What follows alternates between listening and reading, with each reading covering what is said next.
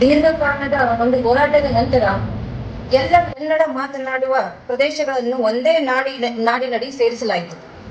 ಕನ್ನಡದ ಕುಲಪುರೋಹಿತರಾಗಿರುವಂತಹ ಆಲೂರು ವೆಂಕಟರಾಯರು ಕರ್ನಾಟಕ ಏಕೀಕರಣ ಚಳವಳಿಯನ್ನು 1905ರಲ್ಲಿ ಪ್ರಾರಂಭಿಸಿದರು. 1950ರಲ್ಲಿ ಭಾರತ ಗಣರಾಜ್ಯವಾದ ನಂತರ ದೇಶದ ವಿವಿಧ ಪ್ರಾಂತಗಳು ಅಂದ್ರೆ ವಿವಿಧ ಭಾಷೆಗಳ ಆಧಾರದ ಮೇಲೆ ಏನು ರಾಜ್ಯಗಳಾಗಿ ರೂಪುಗೊಳ್ತವೆ. ಆ ಒಂದು ಸಂದರ್ಭದಲ್ಲಿ 1956 ನವೆಂಬರ್ 1ರಂದು ಮದ್ರಾಸ್, ಮುಂಬೈ ಹಾಗೂ ಹೈದರಾಬಾದ್ ಪ್ರಾಂತದ ಕನ್ನಡ ಮಾತನಾಡುವ ಜನರೆಲ್ಲರನ್ನೂ ಸೇರಿಸಿ ಎಲ್ಲ ಪ್ರದೇಶಗಳನ್ನು ವಿಲೀನಗೊಳಿಸಿ ಕನ್ನಡ ಮಾತನಾಡುವ ಪ್ರದೇಶಗಳನ್ನು ಒಗ್ಗೂಡಿಸಿ ಮೈಸೂರು ರಾಜ್ಯ ಉದಯವಾಯಿತು.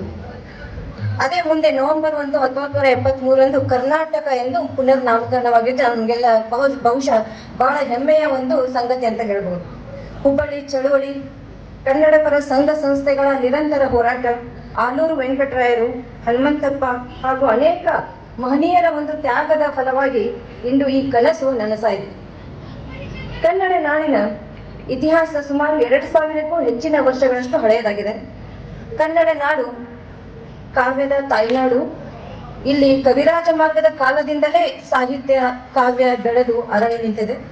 ಪಂಪ, ಪೊನ್ನ, ರನ್ನರಂತಹ ರತ್ನತ್ರಯರಿಂದ ಹಿಡಿದು ಬಸವಣ್ಣ, ಅಕ್ಕಮಹಾದೇವಿ, ಅಲ್ಲಮಪ್ರಭು ಅವರ ವಚನಗಳು ಮಾನವತೆಯ ಪಾಠವನ್ನು ಕಲಿಸಿದಂತು. ನವೋದಯದ ಕುವೆಂಪು, ಬೇಂದ್ರೆ, ಪೂರ್ಣಚಂದ್ರ ತೇಜಸ್ವಿ, ಶಿವರಾಮ್ ಕಾರಂತರು ಕನ್ನಡದ ಕಾವ್ಯವನ್ನು ವಿಶ್ವಮಟ್ಟಕ್ಕೆ ಎತ್ತಿದರು. ಕದಂಬರು, ರಾಷ್ಟ್ರಕೂಟರು, ಮೈಸೂರಿನ ಒಡೆಯರು, ಚಾಲುಕ್ಯರು, ವಿಜಯಪುರದ ಆದಿಲ್ಶಾಹಿಗಳು ಕನ್ನಡವನ್ನು ಆಳಿದ್ದ ಒಂದು ಪ್ರಸಿದ್ಧ ರಾಜಮನೆತನಗಳು ಅಂತ ಹೇಳ್ಬೋದು. ಇವುಗಳೆಲ್ಲವೂ ಕನ್ನಡ ನಾಡಿನ ಸಾಂಸ್ಕೃತಿಕ ಸಮೃದ್ಧತೆಯ ಜೀವಂತ ಸಾಕ್ಷಿಗಳು, ಪುರಾವೆಗಳು. ಕರ್ನಾಟಕದ ನಿಸರ್ಗದ ಕೃಪೆಯಿಂದಲೂ ಕೂಡ ಕರ್ನಾಟಕ ಬಹಳ ಪಾವನವಾಗಿದೆ ಅಂತಲೇ ಹೇಳ್ಬೋದು. ಪಶ್ಚಿಮ ಘಟ್ಟದ ಹಸಿರು ಪರ್ವತಗಳಾಗಿರ್ಬೋದು, ಕಾವೇರಿ, ತುಂಗಾ, ಭೀಮಾ, ಕೃಷ್ಣಾ ನದಿಗಳು ಇವು ನಮ್ಮ ಜೀವಜಾಲದ ಧಮನಿಗಳು. ಕರ್ನಾಟಕ ಭಾರತದ ಪ್ರಮುಖ ಉತ್ಪಾದನಾ ಕೇಂದ್ರ. IT, ವಾಣಿಜ್ಯ, ಹಸ್ತಕಲೆ, ಕೃಷಿ ಎಲ್ಲದರಲ್ಲಿಯೂ ಮುಂಚೂಣಿಯಾಗಿದೆ.